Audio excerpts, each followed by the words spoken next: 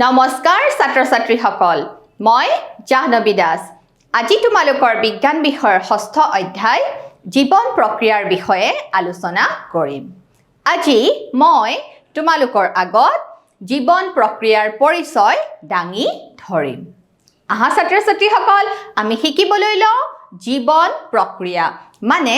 life process ইংৰাজীত কোৱা হয় লাইফ প্ৰসেস জীৱন প্ৰক্ৰিয়া এতিয়া মই তোমালোকৰ আগত যদি সুধো তোমালোকৰ এটা যদি প্ৰশ্ন আগবঢ়াও যে কোৱাচোন তোমালোকে জীৱিত আৰু অজীৱিত মানে কি বুজি পোৱা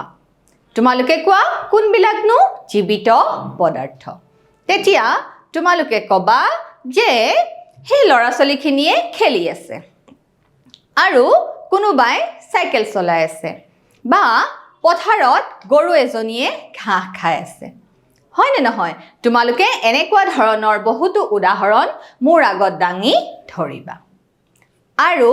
তোমালোকে এই ক্ষেত্ৰত আৰু কিছুমান উদাহৰণ দিব পাৰা যেনে কেঁচুৱা এটা শুই আছে কি বুলি ক'ব পাৰা তোমালোকে কেঁচুৱা এটা শুই আছে এই ক্ষেত্ৰতো তোমালোকে কি বুলি ক'ব পাৰা যে কেঁচুৱাটো শুই থকাও কিহৰ উদাহৰণ জীৱিত পদাৰ্থৰ উদাহৰণ বা মানুহ এজন নিদ্ৰাৰত অৱস্থাত আছে গতিকে এই দুই ক্ষেত্ৰতে আমি কিহৰ উদাহৰণ বুলি কম জীৱিত পদাৰ্থৰ উদাহৰণ বুলি কম আকৌ এনে কিছুমান আছে উদাহৰণ যিবিলাক আমাৰ চকুৰ আগত কেতিয়াবা আহি নপৰে এতিয়া মই যদি তোমালোকক কওঁ যে তোমালোকৰ স্কুলৰ বাগিচাখনৰ ফুলখিনি যে আছে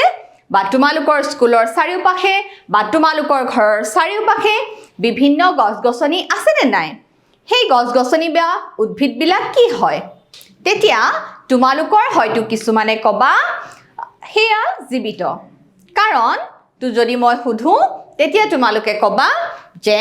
গছ-গছনি বা উদ্ভিদৰ পাতবিলাক কি হয় পাতবোৰ সেউজীয়া ৰঙৰ হয় তাৰে তোমালোকৰ মাজৰ কিছুমানে হয়তো কবা যে সৰু সৰু পুলিৰ পৰা কি হয় গছ এজোপা ডাঙৰ হ'বলৈ ধৰে গতিকে এই ক্ষেত্ৰত আমি দেখা পাওঁ গছজোপাৰ কি হ'বলৈ ধৰে সৰু পুলিৰ পৰা বৃদ্ধি হৈ ডাঙৰ হ'বলৈ ধৰে গতিকে আমি জানিব পাৰিছো জীৱিত পদাৰ্থৰ এটা উমৈহতীয়া বৈশিষ্ট্য আছে সেইটো কি হয়তো বৃদ্ধি নহলে চলন বা বৃদ্ধি আৰু চলন কিন্তু আমাৰ চাৰিওকাষে এনেকুৱা কিছুমান পদাৰ্থ আছে জানানে যাৰ বৃদ্ধি আৰু চলন আমি খালি চকুৰে দেখা নাপাওঁ কেনেকৈ দেখা নাপাওঁ আমি খালি চকুৰে ধৰিব নোৱাৰো ধৰা আমি এই ক্ষেত্ৰত ভাইৰাছৰ উদাহৰণ ল'ব পাৰো এতিয়া ভাইৰাছবিলাক হৈছে জীৱ আৰু জ্বৰৰ অৱস্থা ভাইৰাছবিলাক জ্বৰ অৱস্থাত থাকে সিহঁত জীৱিত হ'বলৈ কিহৰ প্ৰয়োজন হয় জানানে এটা জীৱিত কোষৰ বা জীৱিত অৱস্থাৰ বা জীৱিত শৰীৰৰ প্ৰয়োজন হয় এতিয়া আমি যদি গৈ কোনোবা বিজ্ঞানীক সুধো যে ভাইৰাছ জীৱ নে জ্বৰ তেতিয়া বিজ্ঞানীসকলে কি বুলি ক'ব জানানে ভাইৰাছক জীৱ বুলি ক'ব গতিকে এইটো এটা বিতৰ্কিত প্ৰশ্ন ভাইৰাছ জীৱ নে জ্বৰ এতিয়া আমি চাওঁ আহা জীৱিত পদাৰ্থৰ বৈশিষ্ট্য গতিকে জীৱিত পদাৰ্থৰ লগত উমৈহতীয়াভাৱে কি সংলগ্ন হৈ থাকে বৃদ্ধি আৰু চলন আৰু এনেকুৱা কিছুমান চলন বা প্ৰাণীৰ সঞ্চালন হৈ থাকে যিবিলাক আমি খালি চকুৰে দেখা নাপাওঁ আৰু এই চলনবিলাকক কি বুলি কোৱা হয় জানানে অণু বা আণৱিক চলন কি বুলি কোৱা হয় অণু বা আণৱিক চলন চোৱা জীৱৰ বাবে আণৱিক চলাচল প্ৰয়োজন জীৱৰ বাবে কি প্ৰয়োজন আণৱিক চলাচল প্ৰয়োজন আৰু জীৱিত জীৱবোৰ হৈছে সুসংগঠিত গঠন জীৱৰ বাবে কিহৰ প্ৰয়োজন আণৱিক চলাচল প্ৰয়োজন আৰু জীৱিত জীৱবোৰৰ গঠন প্ৰক্ৰিয়া কেনেকুৱা সুসংগঠিত এতিয়া উৎকৃষ্ট কাৰ্য দক্ষতাৰে কোনো কাম সম্পন্ন কৰিব পৰা কোষৰ সমষ্টি কি বুলি কোৱা হয় জানানে কলা বুলি কোৱা হয় গতিকে কলা কিহেৰে গঠিত কোষেৰে গঠিত আকৌ কোষত কি থাকে জানানে কোষত বিভিন্ন কোষংগাণু থাকে গতিকে এই কোষসমূহ অণুৰ ৰাসায়নিক বান্ধনী ৰাসায়নিক প্ৰক্ৰিয়া জড়িত হৈহে কি গঠিত হ'ব পাৰে জীৱৰ আণৱিক চলাচল হ'ব পাৰে গতিকে জীৱ জগতত জীৱ বৰ্তি থাকিবলৈ হলে বা জীৱ জগতত জীৱ জীয়াই থাকিবলৈ হলে কি হ'ব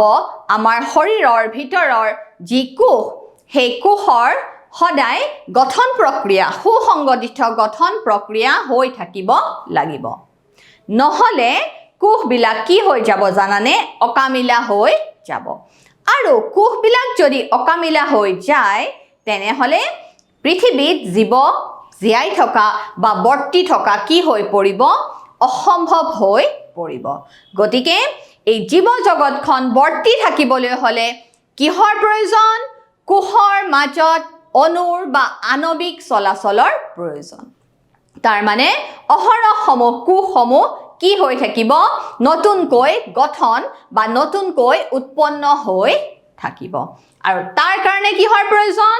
আণৱিক চলাচলৰ প্ৰয়োজন আণৱিক চলাচল অণুৰ মাজৰ চলাচল হলেহে কি সম্ভৱ জীৱ জগতৰ সম্ভৱ আৰু জীৱিত জীৱবোৰ হৈছে সুসংগঠিত গঠন কোষংগাণু লগ লাগি কোষ সৃষ্টি হৈছে কোষৰ পৰা কলা সৃষ্টি হৈছে আৰু সেই কলাই এক নিৰ্দিষ্ট শৈলীৰে কি কৰিছে জীৱদেহৰ বিভিন্ন কাম সমাধা কৰিছে বুজি পাইছে ছাত্ৰ ছাত্ৰীসকল জীৱৰ বাবে আণৱিক চলাচল প্ৰয়োজন চোৱা কোষ লগ লাগি কি সৃষ্টি হৈছে কলাৰ সৃষ্টি হৈছে আৰু কলাৰ পৰা কি সৃষ্টি হৈছে অংগ সৃষ্টি হৈছে আৰু অংগ লগ লাগি এটা এটা অংগ ব্যৱস্থা সৃষ্টি হৈছে বা অংগ তন্ত্ৰ সৃষ্টি হৈছে গতিকে এয়া হৈছে জীৱৰ বাবে আণৱিক চলাচল প্ৰয়োজনৰ ব্যাখ্যা নেক্সট তোমালোকে চোৱা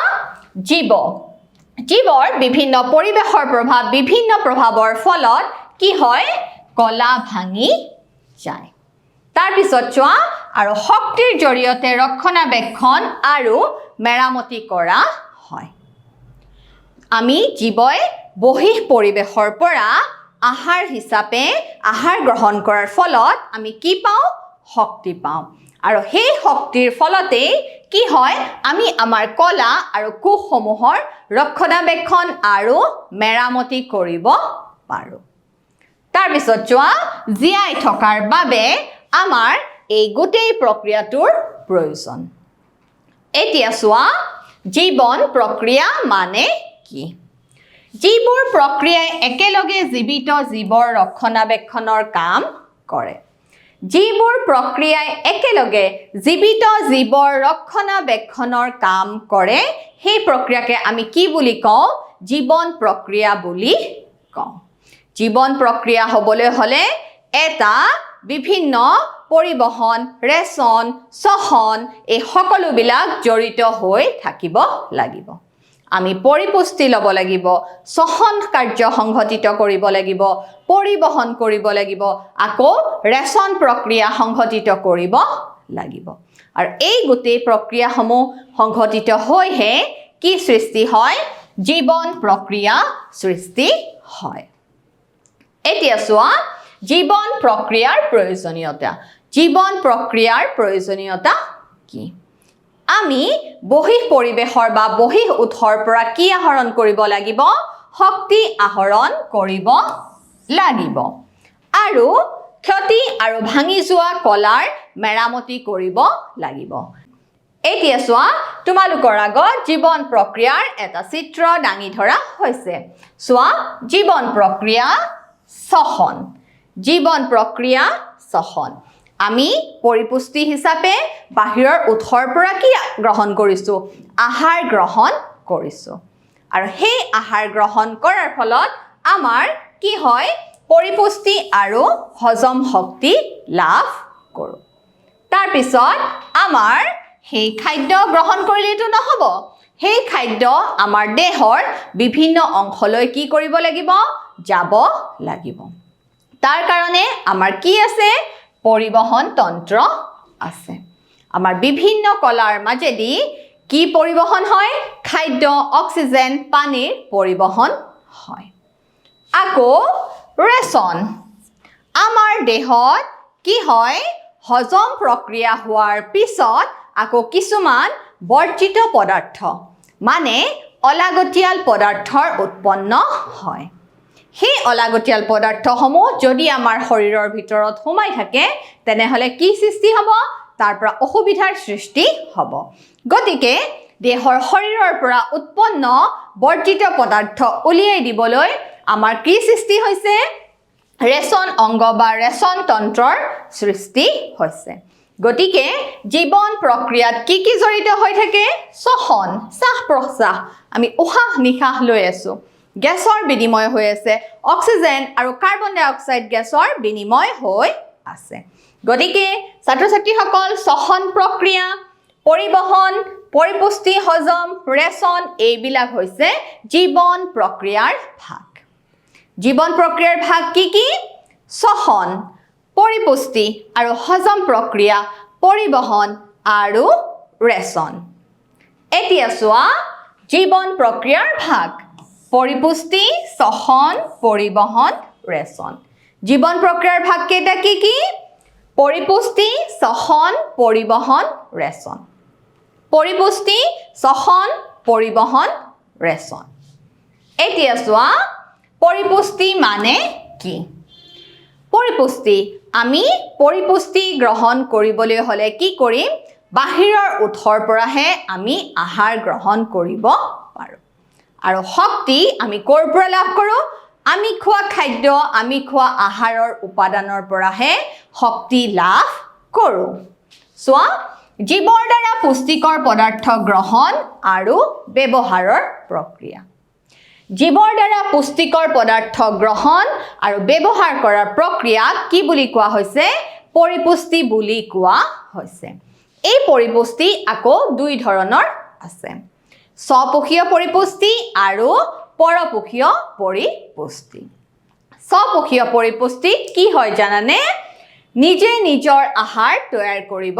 পাৰে কিন্তু পৰপোষীয় পৰিপুষ্টিত খাদ্যৰ কাৰণে বা আহাৰৰ কাৰণে আনৰ ওপৰত নিৰ্ভৰ কৰিব লগা হয় চোৱা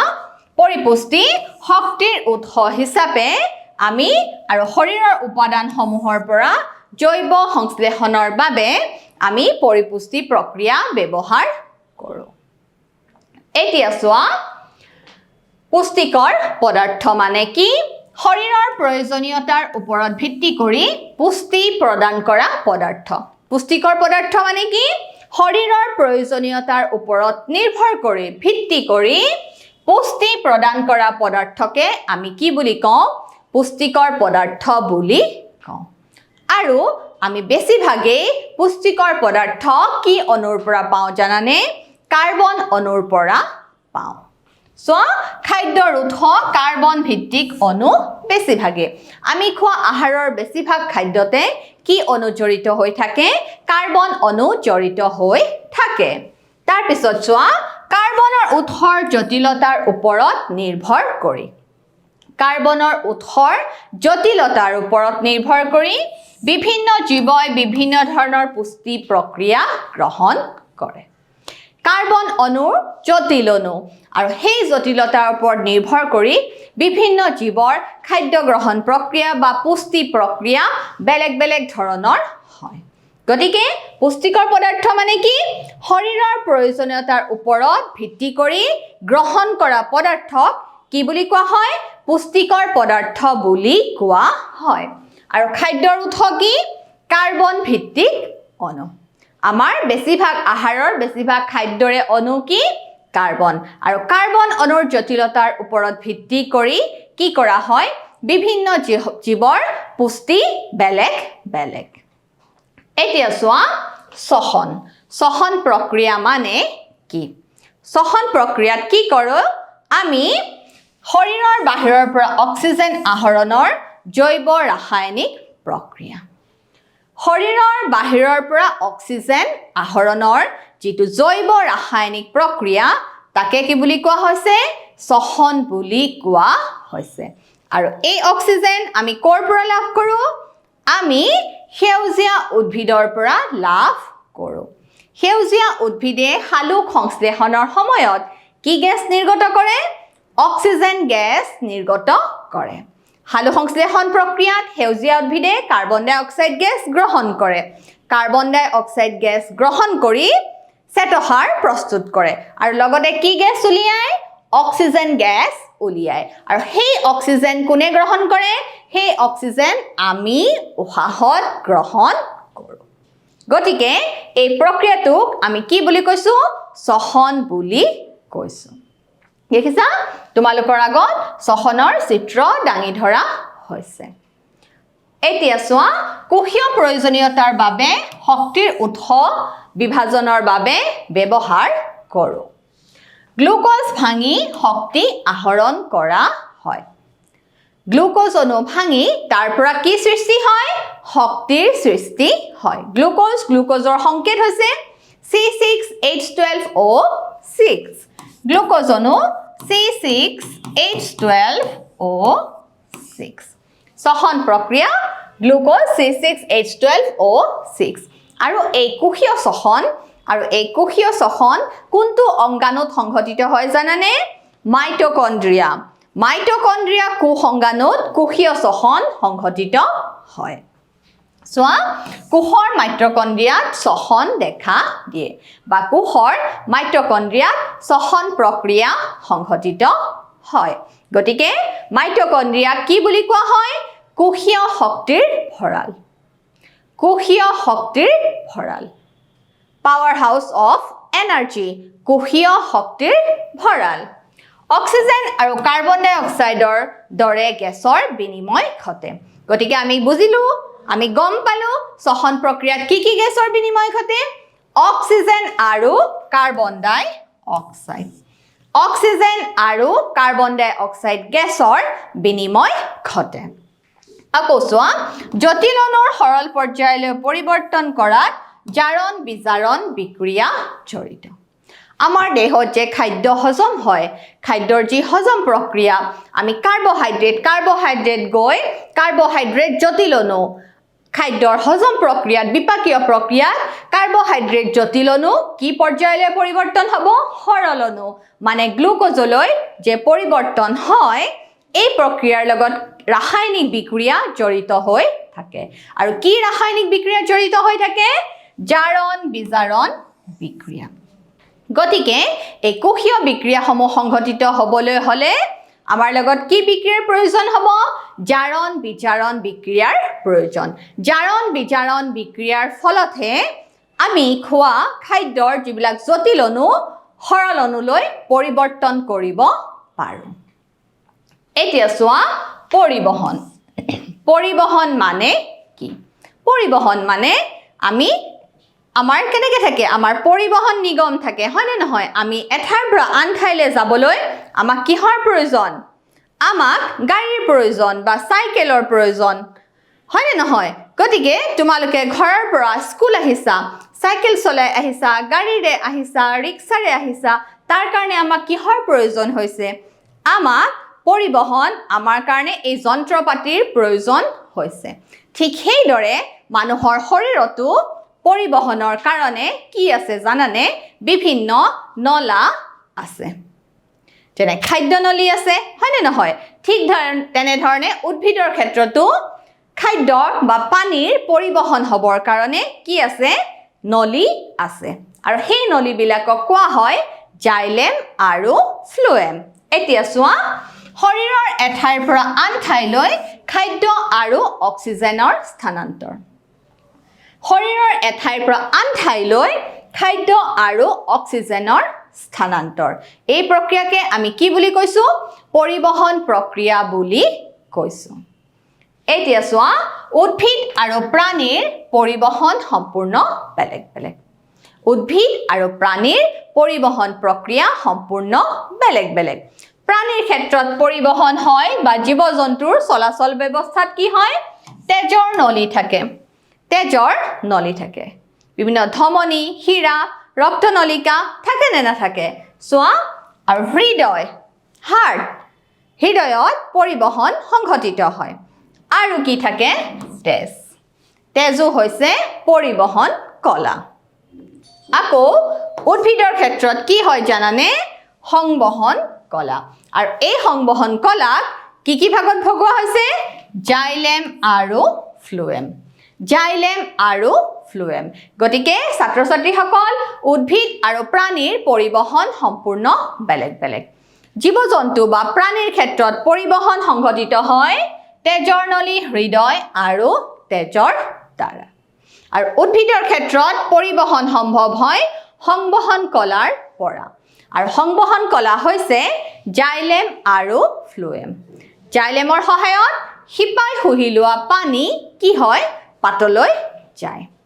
আকৌ পাতত প্ৰস্তুত হোৱা আহাৰ উদ্ভিদজোপাৰ বিভিন্ন অংশলৈ কিহৰ সহায়ত গতি কৰে ফ্লোএমৰ সহায়ত গতি কৰে আহা ছাত্ৰ ছাত্ৰীসকল চাও আমি এবাৰ এককোষী জীৱ আৰু বহুকোষী জীৱৰ মাজত পাৰ্থক্য এককোষী জীৱ মানে এটা কোষেৰে গঠিত যেনে এমিবা পেৰামেচিয়াম আদি যিবিলাক প্ৰকোষ কেন্দ্ৰীয় জীৱ আকৌ বহুকোষী জীৱ যেনে আমি মানুহ চৰাই জীৱ-জন্তু হয় নে নহয় গতিকে আমি ইয়াৰ মাজৰ পাৰ্থক্য চাও এককোষী জীৱৰ পৰিবেশৰ সৈতে প্ৰত্যক্ষ সংস্পৰ্শ থাকে সেয়ে ইহঁতৰ দেহত কোনো ধৰণৰ কুসংগাণু বা কোনো ধৰণৰ তন্ত্ৰৰ প্ৰয়োজন নহয় ইহঁতে পৰিবেশৰ লগত প্ৰত্যক্ষ সংযোগ স্থাপন কৰিব পাৰে কিন্তু বহুকোষী জীৱৰ পৰিবেশৰ সৈতে প্ৰত্যক্ষ সংস্পৰ্শ নাথাকে বহুকোষী জীৱৰ পৰিবেশৰ সৈতে প্ৰত্যক্ষ সংস্পৰ্শ নাথাকে এককোষী জীৱৰ সৰল প্ৰসাৰণ হয় কিন্তু বহুকোষী জীৱৰ ক্ষেত্ৰত জটিলতা বৃদ্ধি পোৱাৰ কাৰণে সৰল প্ৰসাৰণে অক্সিজেনৰ প্ৰয়োজনীয়তা পূৰণ কৰিব নোৱাৰে অক্সিজেনৰ প্ৰয়োজনীয়তা পূৰণ নকৰে আকৌ চোৱা পৰিবহন ব্যৱস্থাৰ প্ৰয়োজন নাই এককোষী জীৱৰ ক্ষেত্ৰত কোনো ধৰণৰ পৰিবহন ব্যৱস্থাৰ প্ৰয়োজন নাথাকে কিন্তু বহুকোষী জীৱৰ ক্ষেত্ৰত এটা সুসংগঠিত পৰিবহন ব্যৱস্থাৰ প্ৰয়োজন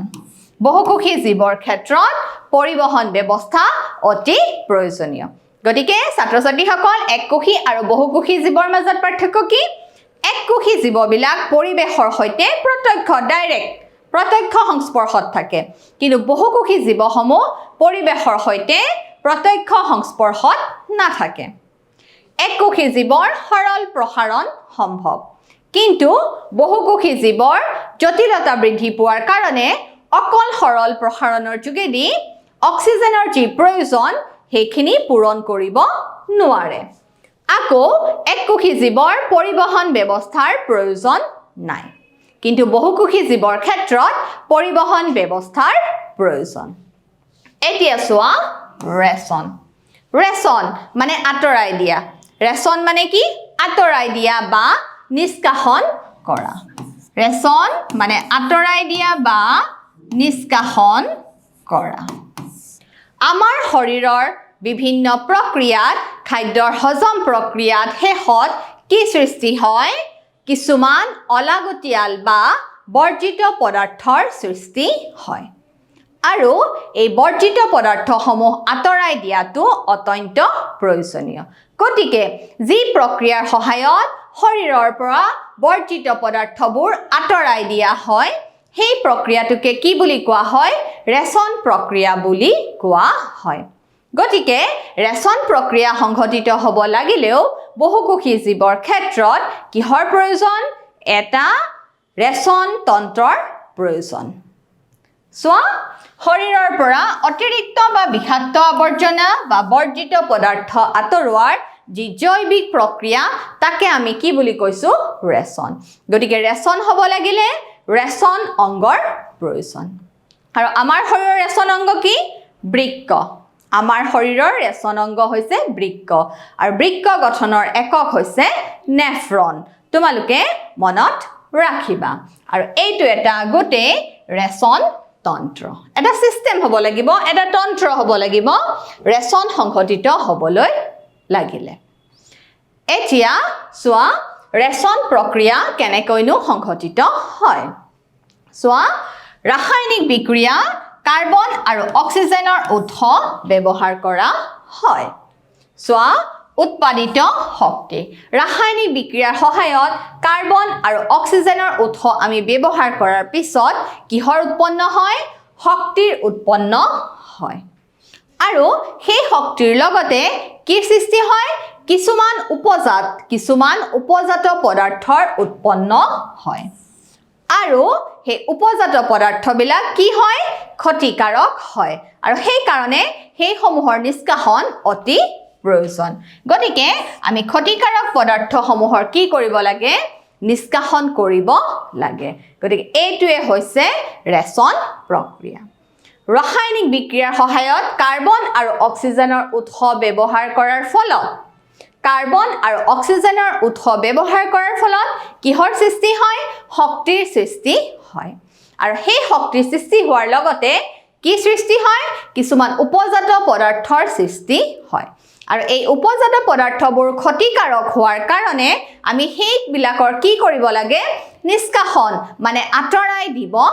লাগে গতিকে এইটোৱে হৈছে ৰেচন প্ৰক্ৰিয়া মানে এটা জীৱন প্ৰক্ৰিয়া এতিয়া তোমালোকে মোক এটা পৰীক্ষা দিব লাগিব সোৱা জীৱন যাপনৰ বাবে অপৰিহাৰ্য শ্বসন পৰিবহন ৰেচন ওপৰৰ সকলোবোৰ কি হ'ব উত্তৰটো ওপৰৰ সকলোবোৰ এই গোটেই প্ৰক্ৰিয়া জীৱন প্ৰক্ৰিয়াৰ লগত জড়িত মোৰ দ্বিতীয় প্ৰশ্ন